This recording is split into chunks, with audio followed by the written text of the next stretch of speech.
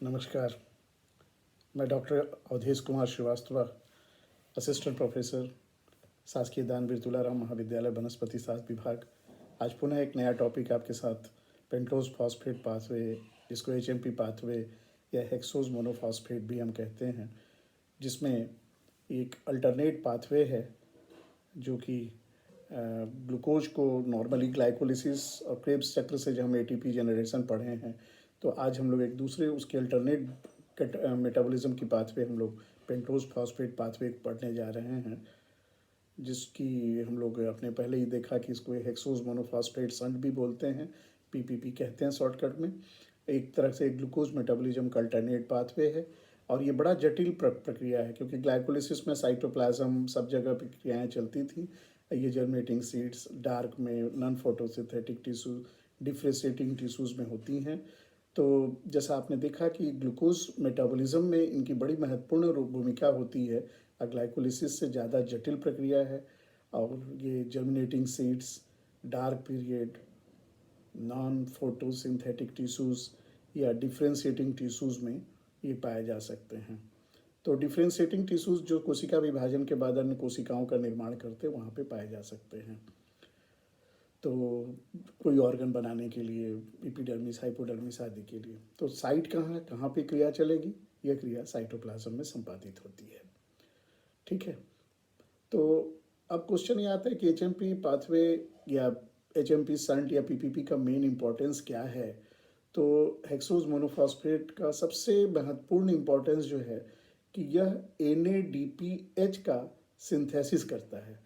चूँकि NADPH2, जिसके हम लोग nicotinamide adenine dinucleotide phosphate reduce form में कहते हैं, उनका संश्लेषण करना इसलिए इम्पॉर्टेंट है कि वो फैटी एसिड्स या स्टेरॉइड्स का निर्माण करते हैं। तो इसलिए इनको हम लोग प्रिकर्सर मानते हैं। प्रिकर्सर अर्थात फैटी एसिड्स और स्टेरॉइड का निर्माण करने के कारण इनको बहुत महत्वपूर्ण माना जाता है, क्योंकि फैट और स्टेरॉइड्स का हमारी बॉडी में बहुत महत्वपूर्ण भूमिकाएं हैं।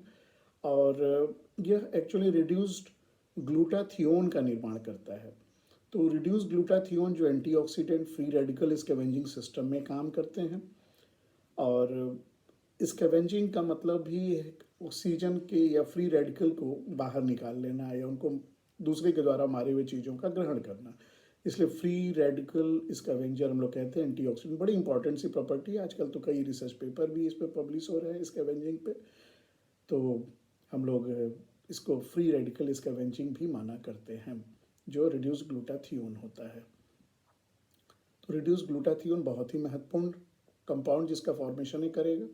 इसके बाद न्यूक्लिक एसिड में डीएनए, आरएनए में राइबोस शुगर का पाया जाना, इसीलिए डीएनए, आरएनए का निर्माण, न्यूक्लिक एसिड का निर्माण, जेनेटिक मटेरियल का निर्माण, मैसेंजर आरएनए, ट्रांसफर आरएनए आदि के निर्माण में हमें राइबोस की आवश्यकता पड़ती है। तो पॉलीमर डेरिवेटिव जो पोलीन्यूक्लियोटाइड जिसे हम कहते हैं, तो ये सारी चीज़ों का निर्माण ribose sugar, deoxy ribose sugar भी इससे बन सकता है। तो अब ये बताइए कि यह NADP है यहाँ पे, ये ध्यान दें, हम लोग ग्लाइकोलिसिस क्रेब चक्र में हम लोगों ने NADP नहीं पढ़ा था, वहाँ NAD पढ़ा था। और NAD बहुत महत्वपूर्ण कंपाउंड था ग्लाइकोलिसिस क्रेब चक्र में। और यहाँ पे NADP, दोनों में अंतर क्या है? दोनों में अंतर फॉस्फेट का है, क्योंकि यहाँ पे फॉस्फेट मॉलिक्यूल प्रेजेंट है और वहाँ पे फॉस्फेट मॉलिक्यूल प्रेजेंट नहीं था, निकोटिनामाइड एडेनिन डाइन्यूक्लियोटाइड, और यहाँ पे उसके साथ फॉस्फेट हम यूज करते हैं। तो रिड्यूस फॉर्म में मतलब हाइड्रोजन इनके साथ जुड़ा रहेगा। NADPH+H, ये कोएंजाइम है जिसको हम लोग TPN के नाम से भी जानते हैं। तो ये एक तरह का संट चूँकि रिएक्शन है, और जहाँ पे NADPH2, NADPH2, NAD नहीं, तो यहाँ पे ये अल्टरनेट पाथवे में 36 ATP जनरेट करते हैं। तो ग्लूकोज जो ग्लाइकोलिसिस का मुख्य, जहाँ से रिएक्शन हमें स्टार्ट कर रहे थे, तो उसमें और एक ग्लूकोज 6 फॉस्फेट में 35 ATP यहाँ पे बन जाते हैं। अब ये पूरी क्रिया जो है वो दो स्टेप में होती है, एक इरिवर्सेबल है और दूसरा रिवर्सेबल है। इरिवर्सेबल जो है वो ऑक्सीडेटिव फेज कहलाएगी, जिसमें ग्लूकोज का ऑक्सीडेटिव फेज मतलब, और दूसरा जो है रिवर्सेबल। रिवर्सेबल मतलब जो क्रिया पुनः वापस आ जाए वो रिवर्सेबल, और ना आए तो इरिवर्सेबल। तो इरिवर्सेबल जिसको हम ऑक्सीडेटिव फेज भी कहा करते हैं, इरिवर्सेबल, क्योंकि वापस वो क्रिया वापस नहीं आएगी यहाँ पे। तो ऑक्सीडेटिव फेज जो है और दूसरा क्या, नॉन ऑक्सीडेटिव फेज। तो ऑक्सीडेटिव फेज में ग्लूकोज 6 फॉस्फेट, देखिए ग्लूकोज से ग्लूकोज 6 फॉस्फेट बन रहा है, उससे कार्बन डाइऑक्साइड अवमुक्त होकर एटमॉस्फेयर में जाएंगे, और ये एटमॉस्फेयर में जब कभी भी जाएंगे तो आपको पुनः प्राप्त होने वाले नहीं हैं। तो 6 कार्बन का ग्लूकोज 6 फॉस्फेट था, उसमें जब एक कार्बन डाइऑक्साइड निकल गया तो आपके पास 5 कार्बन बच गया, जिसको हम पेंटोज शुगर के नाम से जानते हैं। पेंटोज शुगर यानी ribose sugar, xylose sugar, deoxyribose sugar. तो पेंटोज शुगर कई तरह के, और आगे हम लोग देखेंगे। तो पेंटोज शुगर बहुत इंपॉर्टेंट मटेरियल है जिसका निर्माण यहाँ पे हो रहा है। इसलिए अगर आप पीपीपी रोक दें तो न्यूक्लिक एसिड का निर्माण, पेंटोज शुगर का निर्माण बहुत इंपॉर्टेंट इसलिए। और ये पेंटोज शुगर जो हैं ये बहुत महत्वपूर्ण इसलिए होते हैं कि बिसाइड फॉर्मिंग दिस, ये ग्लूकोज 6 फॉस्फेट से ही बन रहे हैं, और इनसे कार्बन डाइऑक्साइड और पेंटोज शुगर दोनों का निर्माण ग्लूकोज 6 फॉस्फेट, ग्लूकोज से ग्लूकोज 6 फॉस्फेट बना जो रेस्पिरेशन से आया है। इसलिए एक तरह से आप समझिए कि रेस्पिरेशन की शुरू की क्रिया चल के ग्लूकोज से ग्लूकोज 6 फॉस्फेट जो बनी, तो ये 6 नंबर पे फॉस्फेट है और ये यहीं पे पड़ा रहता है, इसलिए इसको संट जैसे शब्दों का हम प्रयोग करते हैं, हेक्सोज मोनोफॉस्फेट संट। क्योंकि ये संट इसलिए है कि यहाँ पे चुपचाप स्थिर ये पड़ा रहता है, जैसे ट्रेन किनारे खड़ी रहती है, संट में खड़ी रहती है, बगल से रोड जो निकलते हैं हाईवे से, संट हम लोग जो वर्ड यूज़ करते हैं। तो हेक्सोज मोनोफॉस्फेट, क्यों मोनोफॉस्फेट, सिर्फ एक ही 6 नंबर का जो कार्बन है उसी पे ग्लूकोज के साथ फॉस्फेट लग रहा है, इसीलिए उसको हम लोग ग्लूकोज 6 फॉस्फेट कहते हैं। दूसरा, पेंटोज शुगर रीअरेंजमेंट के बाद ग्लूकोज 6 फॉस्फेट और ग्लिसरल एल्डिहाइड 3 फॉस्फेट का पुनः निर्माण करता है। यह पूरी क्रियाएं जो रहती हैं वो रिवर्सेबल होती हैं, इसलिए इसको हम रिवर्सेबल बोलते हैं, यानी पुनः आप चाहें तो वापस आके फिर पेंटोज शुगर बना सकते हैं। अब देखिए ये पूरे चक्र को समझने के लिए हम लोग ये चलें कि ग्लूकोज से ग्लूकोज 6 फॉस्फेट जो बनेगा, तो ग्लूकोज 6 फॉस्फेट से ग्लूकोज हम 6 मॉलिक्यूल लेके चल रहे हैं। अगर हम 1 लेके चलें तो 1, 2 लेके चलें 2, 3 लेके चलें 3, 4 लेके चलें 4, 5 लेके 5, सबको पहले सबसे ग्लूकोज के 6 नंबर पे फॉस्फेट डालने के लिए हम यहाँ पे एक एक एटीपी यूज करेंगे। चूंकि हमने 6 ग्लूकोज लिया है तो 6 एटीपी यहाँ लेंगे, और यही संट का यहाँ पे काम कर रहा है। तो अब ये ग्लूकोज 6 फॉस्फेट जो है, ग्लूकोज 6 फॉस्फेट जो है मॉलिक्यूल है उसके 6 मोल हैं, यानी आपके पास कार्बन कितने हैं, 36। क्यों, 6 मॉलिक्यूल के 6 कार्बन के 36 कार्बन आपके पास उपलब्ध हैं। इसको दिमाग में पहले सेट कर लीजिए कि ग्लूकोज 6 फॉस्फेट के 6 मोल हैं, एक एक ग्लूकोज 6 कार्बन का, तो 6 के 36 मतलब 36 कार्बन आपके पास यहाँ उपलब्ध हैं। अब आप उनको तोड़ने जाना है। तो सबसे पहले आपने पढ़ा था रिवर्सेबल इरिवर्सेबल वाली बातें। तो सबसे पहले ग्लूकोज को एक enzyme glucose 6 phosphate dehydrogenase, shortcut में G6DH भी हम लोग इसको बोलेंगे, ग्लूकोज 6 फॉस्फेट डीहाइड्रोजिनेज बहुत इंपॉर्टेंट है। और ये 6 मॉलिक्यूल NADP का लेके 6 मॉलिक्यूल NADPH2, अर्थात ये जो ऑक्सीडाइज फॉर्म में था अब क्या हो गया, रिड्यूस फॉर्म हो गया। यहाँ पे हाइड्रोजन नहीं है और यहाँ पे हाइड्रोजन आ गए, इसलिए अब reduce nicotinamide adenine dinucleotide phosphate के नाम से जाना जाएगा। तो 6 ग्लूकोज है तो एटीपी आपने, सॉरी यहाँ एटीपी भी आपने 6 लिया था, तो इसलिए 6 चूंकि ग्लूकोज हैं इसलिए हम 6 मॉलिक्यूल 6 NADP का भी लेके 6 NADPH2 बना रहे हैं, और ये प्रारंभिक चरण है। इसके बाद ये सबसे पहला स्टेबल कंपाउंड जो है वह बनाता है अगला 6 फॉस्फो ग्लूकोनालेक्टोन, 6 फॉस्फो ग्लूकोनालेक्टोन। यह सबसे पहला स्टेबल कंपाउंड है, इसलिए कई जगह इसको ग्लूकोनालेट हम लोग साइकिल भी कहा करते हैं। तो इसमें 6 नंबर पे जो फॉस्फेट था एज इट इज रह गया है, और यहाँ पे फॉस्फेट भी है 6 नंबर पे, और लैक्टोन जो है उसलिए एंजाइम यहाँ क्या लगेगा, लैक्टोनेज। और ये डीहाइड्रोजिनेज यहाँ पे एंजाइम लगा, क्यों लगा, क्योंकि हाइड्रोजन निकाला है। तो यहाँ पे ग्लूकोज के ग्लूकोनोलैक्टोन के कारण हम लोग लैक्टोनेज एंजाइम लगाएंगे, और यहाँ पे देखिए हाइड्रोजन निकला था इसलिए डीहाइड्रोजिनेज बोल रहे थे, तो यहाँ लैक्टोन निकलने के कारण इसको हम लोग क्या कहेंगे, लैक्टोनेज। और यहाँ पे 6 मॉलिक्यूल हम वाटर का भी प्रयोग करते हैं। और अगला स्टेप हमारा बनता है 6 फॉस्फोग्लूकोनिक एसिड। 6 फॉस्फोग्लूकोनिक एसिड के भी कितने मोल बनेंगे, 6, यानी देखिए 36 36 36 36, अभी तक पूरे 36 आए हैं। अब 36 कार्बन आपके पास जो यहाँ उपलब्ध था, तो लैक्टोनेज एंजाइम जो हम लोग भी चर्चा कर रहे थे जिसने ग्लूकोनिक एसिड में इसको परिवर्तित किया, और एंजाइम के लास्ट में एज शब्द होता है, इसीलिए गैक्टोनेज नामक हम यहाँ पे शब्द का प्रयोग कर रहे हैं। तो आपके पास 6-फॉस्फोग्लूकोनिक एसिड प्राप्त हो गया है। तो यह 6 मॉलिक्यूल NADPH का लेके फिर NADPH2, तो 6 मॉलिक्यूल कार्बन डाइऑक्साइड का, तो आपके पास पहले के 6 और ये 6 मिला के 12 NADPH2 मॉलिक्यूल हो गए। कितने के लिए? 6 ग्लूकोज के लिए 12, तो एक के लिए 2 रहेंगे। इसलिए यहाँ पे हम लास्ट में एनर्जी जब काउंट करेंगे उस समय हमको समझ में आएगा। कार्बन डाइऑक्साइड यहाँ रिलीज हो रही है 6 मॉलिक्यूल। तो जो शुरू का हमारा जो प्रोसेस था, आप देख रहे हैं कि ग्लूकोज से आपको पेंटोज शुगर और कार्बन डाइऑक्साइड बन गया। कैसे पेंटोज शुगर? अगला जो मॉलिक्यूल है वह 6-फॉस्फोग्लूकोनिक एसिड डिहाइड्रोजिनेज एंजाइम। क्यों डिहाइड्रोजिनेज? क्योंकि NADP साथ NADPH2 बन रहा है। यह राइबोलोज 5-फॉस्फेट के 6 मोल को तैयार कर दिए। अब आपके पास पेंटोज शुगर हो गया, कार्बन डाइऑक्साइड के 6 मोल हो गए। तो ये पूरी की पूरी प्रक्रिया में 6 कार्बन डाइऑक्साइड और 6 आपका क्या रह गया? पेंटोज शुगर 6 मोल। तो एक एक पेंटोज शुगर 5 कार्बन के बने हैं, तो 6 मोल उसके रह गए। तो 6×5 = 30 और 6 यहाँ पे 36 जो हम लोग लेके चले थे कार्बन, हमारे पास एचटीज रह गए। अब यहाँ 1 लेके चलेंगे, 2 लेके चलेंगे, उसके आधार पर इसको हम लोग फिर सेट कर लेते हैं। अभी हम अपने इस चित्र में 6 मॉलिक्यूल ग्लूकोज लेके चले हैं, जिसके कारण हमने 6 मॉलिक्यूल राइबोलोज 5-फॉस्फेट के भी प्राप्त किए हैं। तो ये ग्लूकोज यहाँ पे आ चुका था और हम लोग अभी प्राप्त कर चुके हैं क्या? राइबोलोज 5-फॉस्फेट। और वही ग्लूकोज आप देख रहे हैं, ग्लूकोज 6-फॉस्फेट, एक एक ATP वहाँ लगा, तो 12×36 ATP। और पुनः एक एक ग्लूकोज के लिए एक ATP चूँकि माइनस होता है, तो नेट गेन हमारा 35 ATP का यहाँ पे आता है।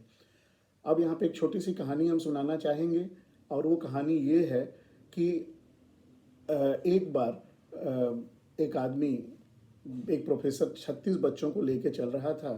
तो 36 बच्चों को लेके कहीं जा रहा था, मान लीजिए डोंगरगढ़ ही जा रहे थे। तो हम लोग निकले, तो 36 बच्चों की 6 टीम तैयार हुई। तो हर मॉलिक्यूल का नाम हमने, हर टीम का नाम ग्लूकोज रखा। अचानक जब हम पहुँचे दुर्ग स्टेशन, तो पता चला ट्रेन कैंसिल है। तो हम कैसे जाएंगे? 36 लोग हैं, ट्रेन कैंसिल है।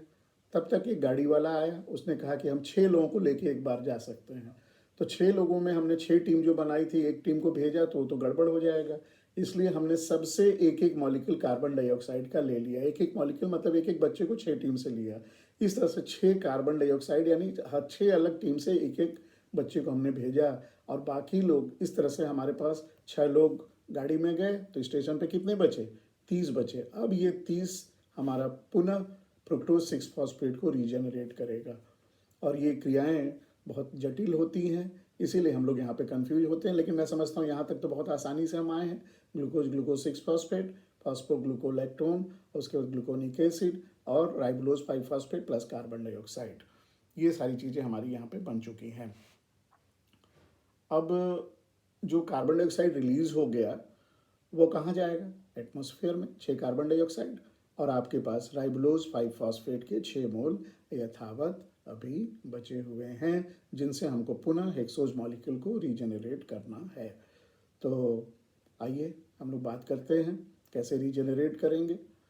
तो पेंटोज शुगर हैं, कई प्रकार के होते हैं।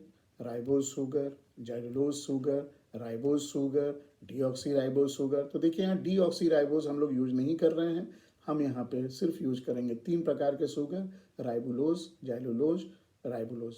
तो ये राइबोज, जैलुलोज और राइबोलोज, ये जो 3 शुगर हैं, ये तीनों मिलके कितने कार्बन के हैं? 5। और सभी में एक एक फॉस्फेट हैं, इसीलिए वर्ड क्या बना? PPP, जिसे हम पेंटोज फॉस्फेट पाथवे भी कहते हैं। तो ये 6 मोल जो बने किसके? राइबोलोज 5-फॉस्फेट के। और ये बिल्कुल वैसे ही है कि स्टेशन पे हम रुके हुए हैं, तो हमारी कितनी टीम बनेगी? 5-5 की। फिर वही 6 टीम रह गई, तो 6 की 6, क्योंकि सब में से एक एक सदस्यों को भेजा गया है। ठीक है। तो अगले एंजाइम पेंटोज फॉस्फेट आइसोमेरेज से राइबोज शुगर के 5वें फॉस्फेट पे हम फिर से भेज दिए। वो राइबोलोज था और ये राइबोज है, और दूसरा पेंटोज शुगर जैलुलोज बना। तो जैलुलोज के कितने मोल होंगे? 4 मोल। और राइबोज के कितने होंगे? 2 मोल। अब राइबोज के 2 मोल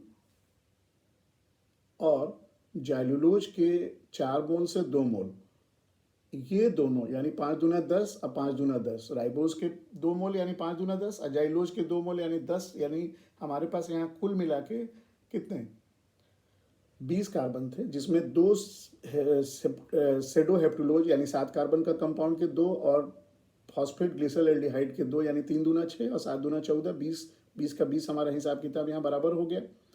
अब ये जो हमारे बन गए टोटल 20, अब ये 20 अगले स्टेप में क्या करेंगे, तो देखिए ये जाइलोज के 2 मोल आपने लिए हैं और राइबोज के 2 मोल, यानी जाइलोज के 2 मोल अभी आपके पास बचे हुए हैं। अब ये जो 2 मोल जाइलुलोज के जो बचे हुए हैं, जाइलुलोज 5 फास्फेट के जो बचे हुए हैं, तो इसके पहले ये करेगा क्या, ग्लिसर एल्डिहाइड 3 फॉस्फोग्लिसरल एल्डिहाइड सेडोहेप्टुलोज ये 7 दूना 14, ये 3 दूना 6 दोनों मिलके इथ्रोज 4 फॉस्फेट के और फ्रुक्टोज 6 फॉस्फेट के 2 मोल, तो यहाँ पे हमारे पास 18 कार्बन का हिसाब किताब बराबर हो गया, 6 दूना 12 और 4 दूना 8।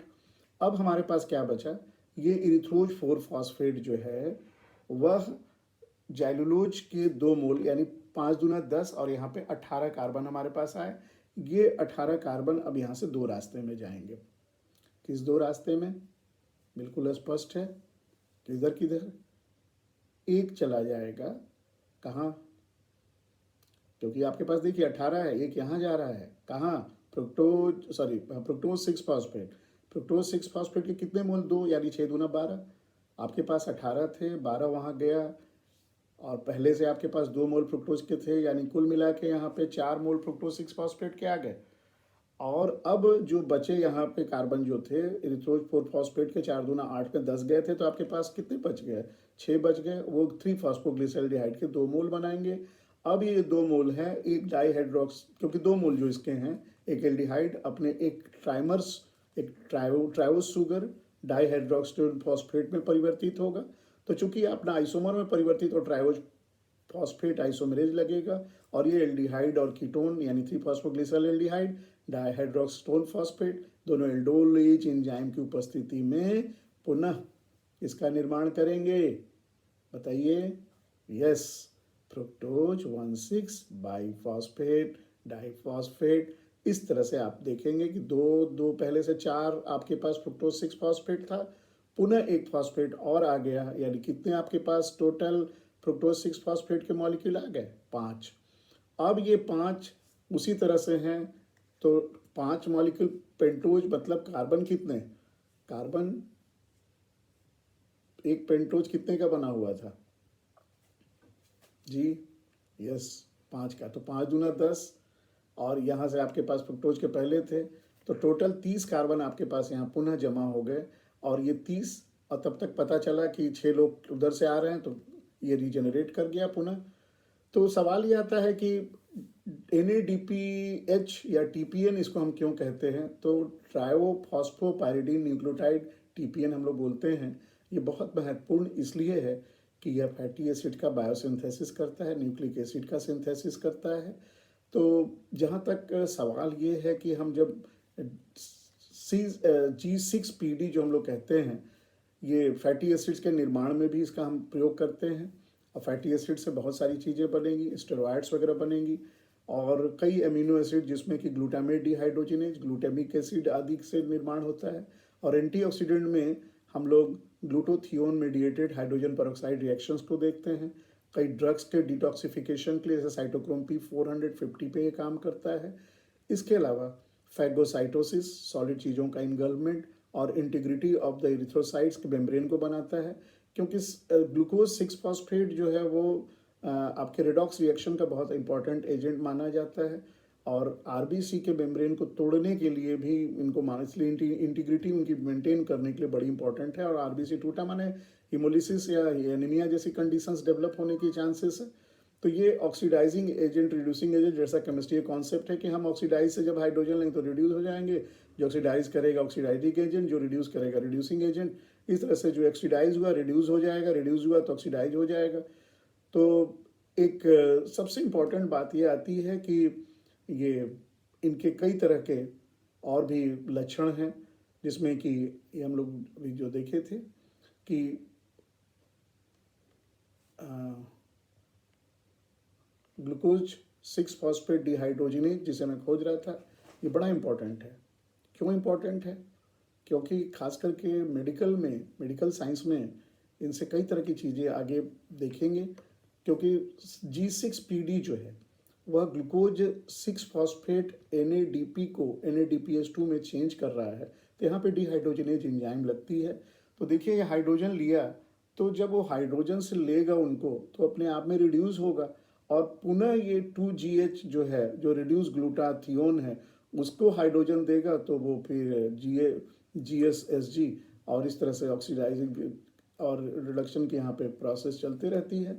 और ये जो GSH यानी रिड्यूस जो ग्लूटाथियोन है, यही फ्री ऑक्सीजन को, जो फ्री होते रहते हैं उनको, जो डिफरेंट मेटाबॉलिक में एक्टिविटी में उनको ग्रहण करता है। इस तरह से NADPH2 बड़ा इम्पॉर्टेंट एजेंट बन जाता है एंटीऑक्सीडेंट एक्टिविटी के लिए, क्योंकि उसी के हाइड्रोजन को ये रिसीव कर रहे हैं। तो जब ये रिसीव कर रहे हैं तो हाइड्रोजन छोड़ा तो ऑक्सीडाइज हो गया, रिड्यूस हो गया, ऑक्सीडाइज हो गया, रिड्यूस हो गया, इसलिए ऑक्सीजन फ्री रेडिकल्स में इनका स्कैवेंजर में बड़ा इंपॉर्टेंट रोल होता है।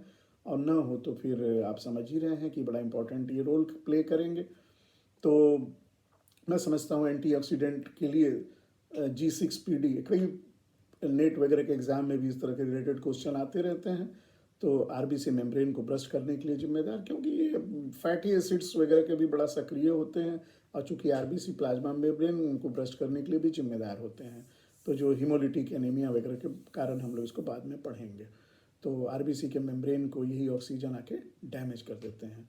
यस, तो मैं समझता हूँ कि ये सारे इसकी इम्पोर्टेंस में कोई प्रॉब्लम नहीं है।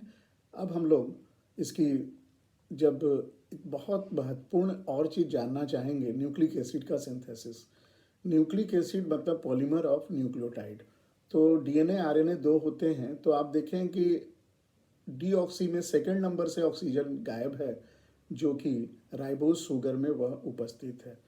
क्योंकि सभी जगह ऑक्सीजन है लेकिन यहाँ पे ऑक्सीजन गायब है, इसलिए इसको हम लोग डीऑक्सी राइबोज, और चूंकि वहाँ राइबोज में ऑक्सीजन पाया जाता है इसीलिए उसे हम राइबोज शुगर भी बोलते हैं। तो राइबोज डीऑक्सी राइबोज दो प्रकार के शक्कर, दो प्रकार के पेंटोज शुगर, जिनका DNA में और RNA में बहुत महत्वपूर्ण भूमिका। सिर्फ अब उपस्थिति के कारण, डी मतलब हटो, ऑक्सी माने ऑक्सीजन, सेकेंड नंबर कार्बन से हम ऑक्सीजन को हटाए हैं तो 2-डीऑक्सी राइबोज बोलते हैं। और इसके कारण न्यूक्लियोटाइड में भी आप पढ़े, नाइट्रोजनस बेस और फॉस्फेट के साथ ये जुड़ता है। उसी तरह से यहाँ पे पेंटोज शुगर RBC में, RNA में भी ये चूँकि OH है इसलिए यहाँ राइबोज और ये फॉस्फोरिक एसिड, और फास्फोरिक एसिड के साथ इसमें भी नाइट्रोजनस बेस जुड़ते हैं। और ये न्यूक्लियोटाइड DNA के और बेस भी बदलते रहता है, और वो न्यूक्लियोटाइड RNA के जो पॉलीन्यूक्लियोटाइड का फॉर्मेशन करते हैं, जो जेनेटिक मटेरियल का बहुत इंपॉर्टेंट अंग है। इसके अलावा ये चार जो इम्पोर्टेंट क्लिनिकल एस्पेक्ट हैं, हालांकि इसकी चर्चा करनी कितनी उचित होगी मुझे नहीं मालूम, लेकिन जानना जरूरी है क्योंकि नेट वगैरह के लिए आप तैयारी कर रहे हैं। जेनेटिकल डिजीज़ किसको बोलते हैं? जो अनुवांशिक एक जनरेशन से दूसरे जनरेशन आता जाए। तो मेडिटेरेनियन और अफ्रीको कैरिबियन ओरिजिन में ये हेमोलिटिक एनीमिया बड़ी कॉमन होती है। और अभी जस्ट आपने पढ़ा कि कैसे RBC को ब्रस्ट करता है, इसलिए ग्लूकोज 6 फॉस्फेट डिहाइड्रोजिनेज एंजाइम, जो कि ग्लूकोज से जब हम ग्लूकोटोनल हम लोग बना रहे थे शुरू के स्टेप में, तो ग्लूकोलैक्टोन बनाने के समय इसको हम प्रयोग किए थे। और ये जनरली जेनेटिकल डिजीज़ हम इसलिए मानते हैं कि यह कई, हमारे पास 23 जोड़े जो क्रोमोजोम के हैं, तो ये जनरली अपना लोकेशन, अपना लिंकेज X क्रोमोजोम से रखता है, और उनके इम्पेयरमेंट के कारण ये अगले जनरेशन, दूसरे जनरेशन में आता चला जाता है डिजीज़। और ये चूँकि फैट्स के ऊपर है तो इसलिए एनीमिया कई प्रकार के होते हैं, या तो खून न बने या ज़्यादा एक्सेसिव हो। लेकिन यहाँ RBC अगर ब्रश कर रहा है उसको हम हेमोलिटिक एनीमिया बोलते हैं। एनीमिया मतलब खून की कमी, लेकिन RBC की कमी को ही हम माना करें। तो मेडिटेरेनियन एफ्रो कैरिबियन में अगर मान लीजिए आप अपनी शादी करना चाह रहे हैं कोई नेग्रो वगैरह से, अरेबियन जो कैरिबियन और मेडिटेरेनियन है, तो ये मान के चलिए किस प्रकार की बीमारी आपके घर में दस्तक दे सकती है। और कई प्रकार के ड्रग्स से भी ये ऑक्सीडेटिव स्ट्रेस देते हैं, जैसे सल्फोनामाइड है, और बीन्स वगैरह जैसे फिजिया फाबा आप पढ़े हैं तो इसलिए ये बीन्स वगैरह में भी आता है, इसको हम लोग फैबिज्म भी बोलते हैं। तो फैबिज्म से डिजीज़ निकला क्या चीज़, भीसिया फाबा या फाबा बीन्स हम लोग कहते हैं। इसलिए कई बार एक खाने के लिए भी थोड़ा सा सोचना चाहिए। मैं समझता हूँ आपने काफ़ी समय दिया अपना, इसके लिए मैं आपका धन्यवाद देता हूँ। और एनी डाउट एनी क्वायरीज़ के लिए हमेशा मेरे मोबाइल और मेरे ईमेल आपके लिए खुले हुए हैं। जब चाहें आप बिल्कुल क्वेश्चन पूछें। आप सबका धन्यवाद।